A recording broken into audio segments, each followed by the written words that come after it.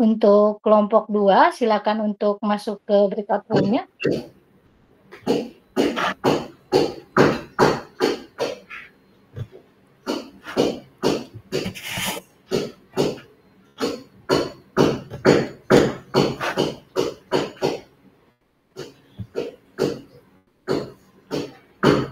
Selamat siang Ibu Adel.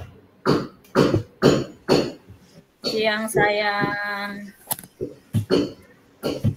Itu di rumah kok? Baru sampai rumah. Halo, selamat siang Ibu Siane, Ibu Adel. Selamat siang Ibu Fasil. Selamat siang Ibu. Oke, nanti Ibu Adel silakan dimulai saja ya. 30 menit untuk Ibu Adel sama Ibu Siane ya. Iya, Oke, siap. Silakan. Baik, Ibu Adel duluan kah atau saya? Mana saya Ibu Sian duluan juga baik. Jadi coach duluan, saya coachnya. Oke, baik. Jadi selamat siang Ibu Adel. Selamat siang Ibu Jen. Baik, Ibu Adel, mohon maaf saya mengganggu waktu Ibu Adel siang hari ini. Saya ingin berdiskusi, saya ingin bertanya pendapat Ibu Adel terkait beberapa hal yang saya temui di kelas. Iya. Ya, apakah bisa Ibu Adel? Saya minta waktunya sebentar. Bisa Ibu. Ya. Baik, terima kasih Ibu Adel sudah bersedia membagikan waktu dengan saya. Begini Ibu Adel, saya mengajar di salah satu kelas 12 IPS, kelas 12 IPS ini, dan saya temui ada seorang anak yang saya perhatikan, dia ini sering melamun di kelas, dan nilainya itu kadang-kadang banyak sekali nilai yang merah, nilai yang di bawah standar. Dan setelah saya bertanya, ternyata dia ini terkena bully dari teman-temannya karena dia orang tuanya itu berpisah atau broken home saat ini istilahnya. Jadi dia sangat-sangat, saya lihat dari raut wajahnya saja itu dia sangat mencerminkan anak yang membutuhkan banyak sekali perhatian. Kalau menurut Ibu Adel itu saya harus bagaimana? Iya Ibu. Iya. Kalau menurut saya Ibu Jen harus pendekatan ke anak itu, mungkin panggil dia secara pribadi, karena kalau anak-anak kita tanya di depan teman-teman, dia tidak akan terbuka dengan kita.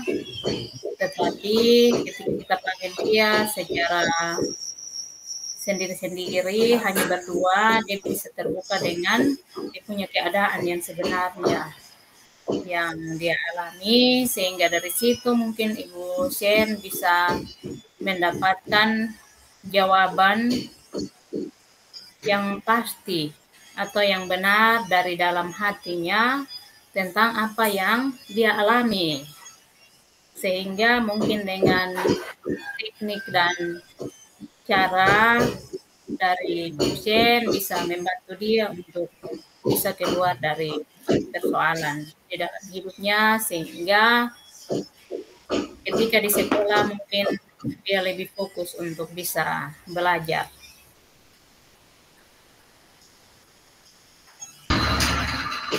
Baik, terima kasih banyak Ibu Jen. Saya sudah melakukan pendekatan. Dan ternyata setelah saya selidiki, anak ini dia sangat-sangat dendam dengan salah seorang temannya.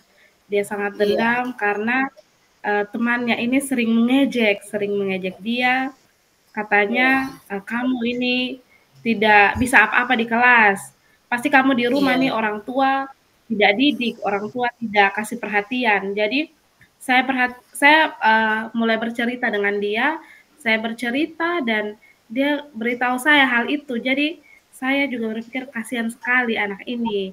Saya tidak Iya. pernah berada di posisi anak ini, saya tidak tahu bagaimana perasaan dia yang dalam itu seperti apa. Jadi, kemudian Iya. saya beritahu dia bahwa kamu ini tidak boleh dendam, kamu tidak boleh, memiliki perasaan seperti itu dengan teman sekelas kamu, karena ini kamu, waktunya lama dengan dia nanti, kamu sampai lulus, kamu satu kelas sama-sama dengan dia. Jadi kalau kalian di kelas, kalian, bersitegang seperti itu, kalian tidak bisa akur, maka kalian juga yang rugi. Kalian tidak bisa saling membantu satu sama lain. Nah, jadi Ibu Adel mungkin dari situ, eee, bagaimana saya butuh solusi, masukan bagaimana, membuat anak ini menghilangkan rasa tidak sukanya itu terhadap temannya. Iya. Karena dia sudah Iya, sampai di tahap yang dia sudah sakit hati dan dia tidak mau memaafkan temannya ini. Iya. Untuk jalan keluar dari saya ketika di tahap itu, mungkin Ibu Sen selalu harus memberikan penguatan kepada dia untuk dia mau memaafkan teman, dia jangan membenci temannya, tetapi dia boleh punya rasa sayang tersendiri kepada teman dan berusaha untuk dia berbuat baik dengan teman itu sehingga dalam perjalanan dengan berjalannya waktu mungkin teman-teman yang itu bisa ada perubahan tersendiri dalam diri mereka dan juga dia sendiri pun mungkin dia bisa menjalani akan hari-harinya dengan tidak seperti yang hari-hari sebelumnya. Seperti itu. Baik, terima kasih Ibu Adel. Terima kasih untuk masukan dan saran yang diberikan bagi saya. Iya, Bu. Saya akan coba untuk memberitahu dia hal-hal tersebut yang Ibu Adel sudah sampaikan. Terus Ibu Adel, ada satu lagi permasalahan yang cukup kompleks, yaitu ketika saya selidiki lagi lebih lanjut, itu ternyata orang tuanya itu berpisah. Jadi anak ini istilahnya dia lihat sendiri orang tuanya itu tidak bersama lagi, tetapi bersama dengan orang yang tidak dia kenal. Nah, Iya. jadi dia cerita dengan saya, "Ibu, saya ini di rumah sendiri," dan saya sudah lihat kondisinya sendiri di rumahnya. Saya pergi ke rumahnya, saya lihat bahwa di situ hanya cuman ada, rumah yang kosong, yang hanya ada beberapa kursi dan alat makan, dan dia tinggal sendiri di situ. Iya. Jadi saya berpikir, wah anak ini kalau menurut saya dia anak yang kuat. Dia anak yang kuat dengan kondisi keterbatasan orang tua yang tidak, tidak memberikan perhatian kepada dia, tapi dia masih bisa untuk, membangun dirinya, dia masih bisa untuk bertahan.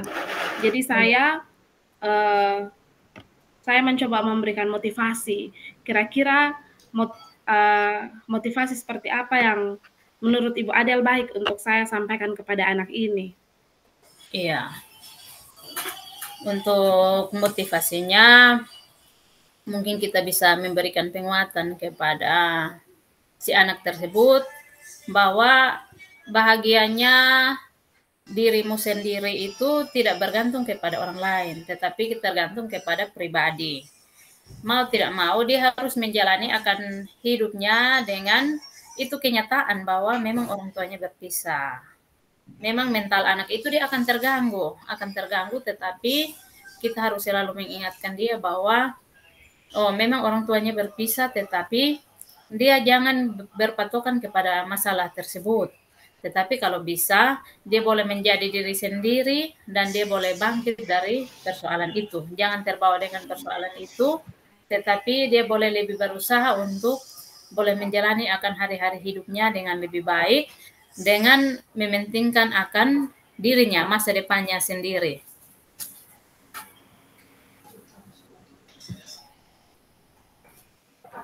Baik, terima kasih Ibu Adel. Terima kasih untuk motivasi dan solusi-solusi yang diberikan kepada saya. Kemudian saya juga dapat beberapa, kebetulan ini dia anak wali saya Iya, Bu. juga Iya. mendapat beberapa informasi dari rekan-rekan guru bahwa dia ini di kelas selain suka melamun, dia ini juga suka berkata-kata Iya. kotor dengan teman-teman yang lain. Iya. Terus setelah mereka melakukan hal itu, mereka saling mengeluarkan, melontarkan kata-kata kotor antara satu dengan yang lain. Teman-temannya yang lain ini bully dia kembali dengan olokan-olokan, ejekan-ejekan yang tadi tentang orang tuanya. Kemudian dia sakit hati kembali sendiri. Nah, saya sudah mencoba berbagai cara untuk memberitahu, untuk menasihati mereka bahwa kalau kalian mengeluarkan kata-kata kotor, caci maki antara satu sama lain, itu kalau dilontarkan kembali kepada kalian, bagaimana perasaan kalian? Nah, jadi mungkin menurut Ibu Adel, solusi yang perlu saya berikan kepada anak-anak ini seperti apa? Iya. Mungkin dari saya itu solusi yang diberikan kepada anak-anak itu kalau bisa kita memberikan pemahaman kepada mereka tentang karakter mereka yang kurang baik, bahwa berkata-kata kotor itu tidak baik. Kalau misalnya kita tidak mau untuk orang berkata kotor kepada kita, maka kita juga tidak boleh berkata kotor kepada orang lain. Seperti itu. Sehingga jangan mereka terbiasa dengan karakter mereka di rumah mungkin sudah terbiasa dengan kata-kata kotor karena mungkin di rumah seperti itu atau karena pengaruh lingkungan dan itu terbawa sampai ke sekolah karena di sekolah tempat untuk kita belajar hal-hal yang baik bukan hanya pengetahuan, keterampilan tetapi juga karakter kita. Iya. Baik, terima kasih banyak Ibu Adel untuk banyak sekali masukan dan solusi-solusi yang sudah diberikan kepada saya. Saya akan mencoba merefleksi kembali semuanya dan saya akan kembali memberitahukan, memotivasi, mendorong anak ini untuk dia harus lebih baik ke depannya. Walaupun dengan latar belakangnya yang seperti itu, walaupun dengan sakit hati yang dia sudah miliki dengan teman-temannya, saya akan coba terus-menerus mendorong dia, mendekati dia, agar dia bisa menjadi anak yang baik, anak yang mau berubah tentunya. Ya, baik itu saja Ya, Ibu Ibu. Adel. Terima Ya, kasih ya, untuk terima kasih juga. waktunya. Terima kasih banyak untuk solusi, motivasi, dan masukannya bagi saya. Terima Iya, kasih. terima kasih.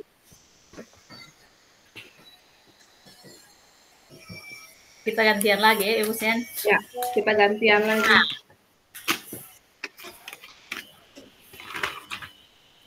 Baik, selamat siang Ibu Sen. Selamat siang Ibu Adel. Iya, apa kabar hari ini? Baik sekali. Iya. Apa kabar juga Ibu Adel?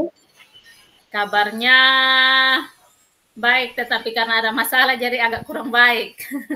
Aduh, iya. Masalah apa Ibu Adel? Iya, masalahnya ada anak murid saya yang ketika dalam pelajaran mungkin dalam 1 bulan itu karena saya mengajar mata pelajaran itu setiap minggu pertemuan 2 kali. Dalam 1 bulan itu mungkin dia fokus mengikuti pelajaran itu mungkin hanya 1-2 kali, tetapi banyak kali pertemuan itu yang dia kurang fokus dan terkadang ketika saya mengajar pun dia lebih memilih untuk tidur di meja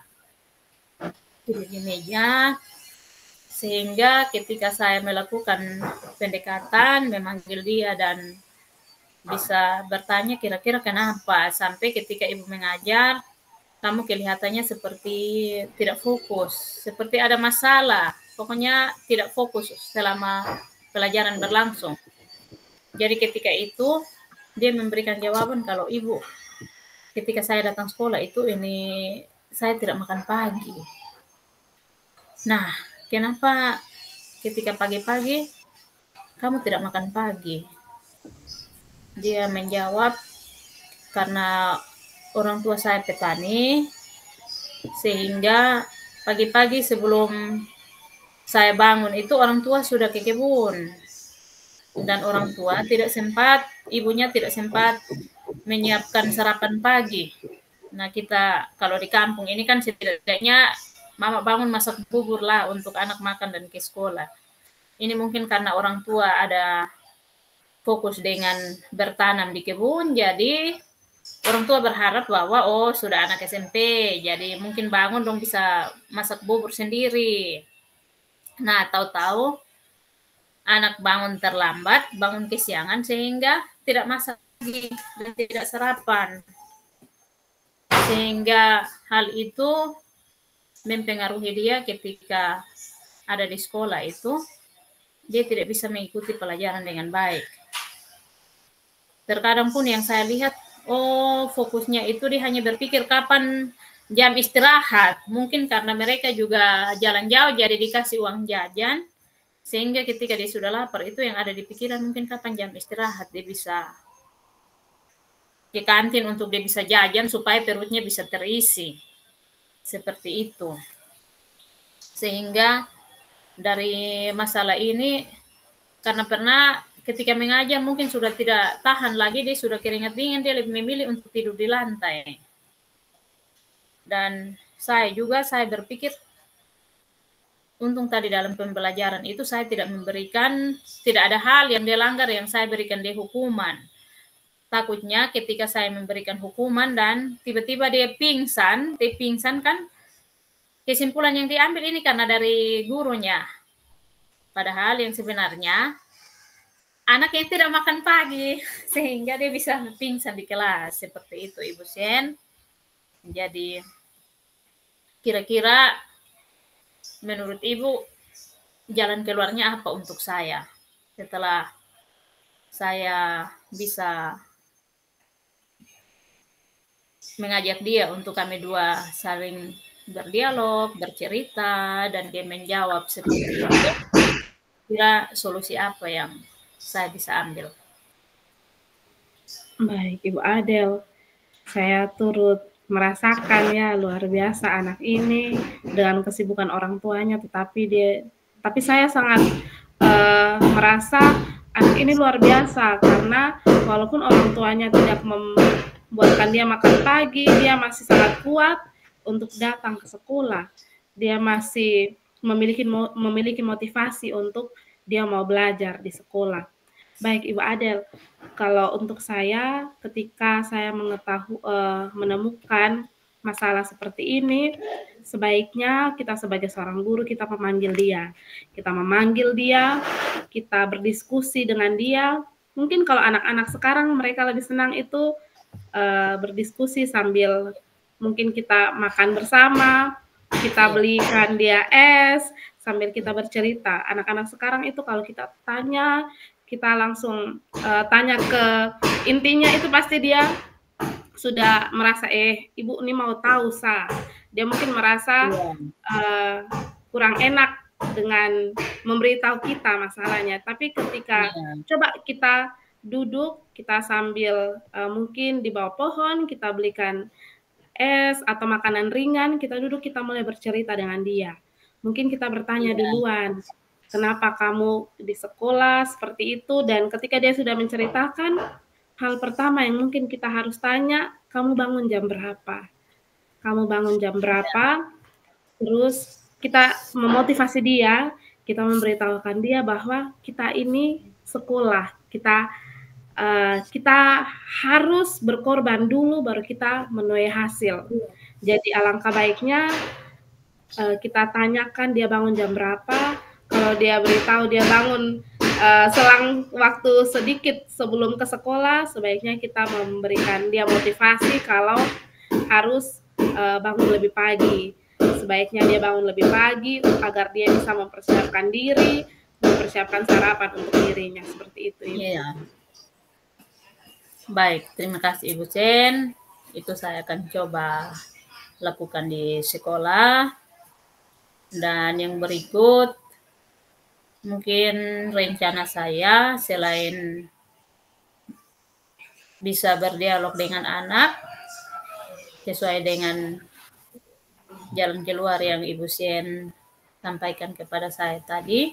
Mungkin saya rencana untuk bisa menyampaikan hal ini ke kepala sekolah, supaya mungkin ketika dalam rapat-rapat, ada sosialisasi, ketika orang tua hadir, mungkin kepala sekolah bisa menyampaikan hal itu, sehingga mungkin orang tua jangan fokus ke hanya faktor ekonomi untuk biaya hidup anak-anak, tetapi juga bisa perhatikan anak-anak di rumah, terutama untuk makan, dan juga ketika istirahat malam. Mungkin orang tua memang bangun pagi itu, dia buru untuk ke kebun, tetapi kalau bisa ketika bangun, orang tua bantu untuk membangunkan anak-anak.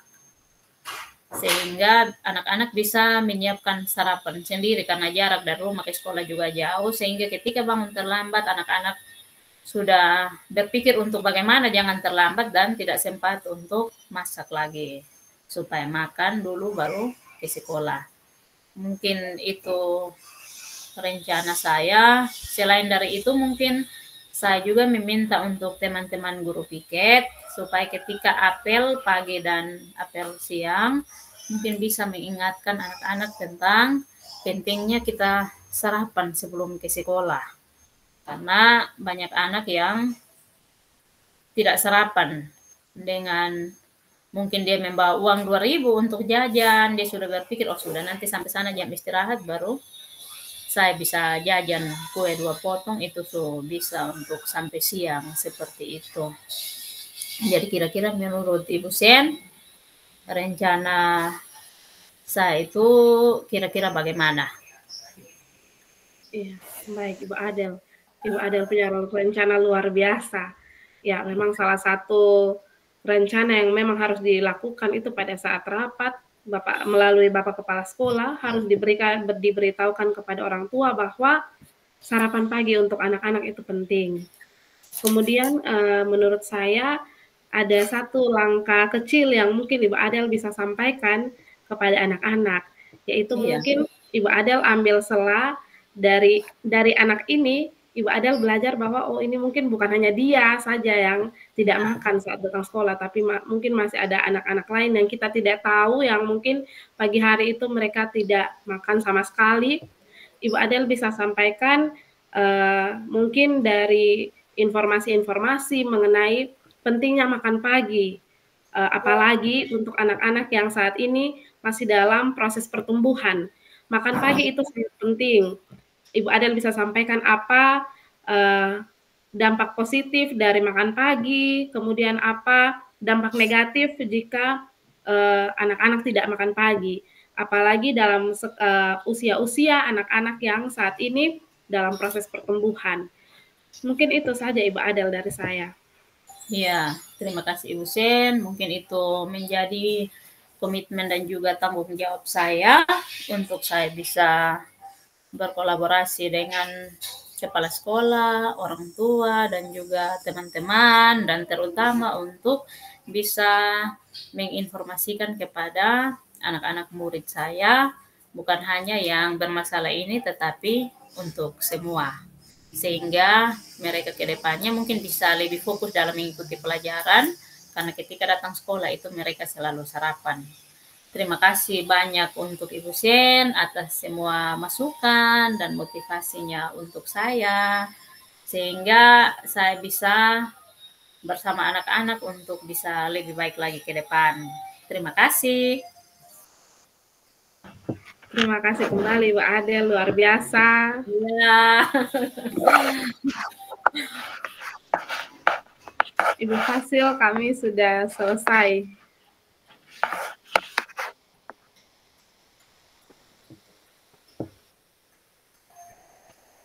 Kita mau gabung kembali. Kita mau gabung kembali. Takutnya ini ada yang di room utama. Iya, ada yang di room utama, Ibu. Jadi kita menunggu saja dari Ibu Fasil. Kita menunggu saja. Kalau tidak, kemarin Pak Admin keluar dari room ini, terus pindah ke room utama. Ternyata kawan-kawan masih diskusi Jadi Astaga. kembali lagi. Nah pas dia kembali saya bergabung.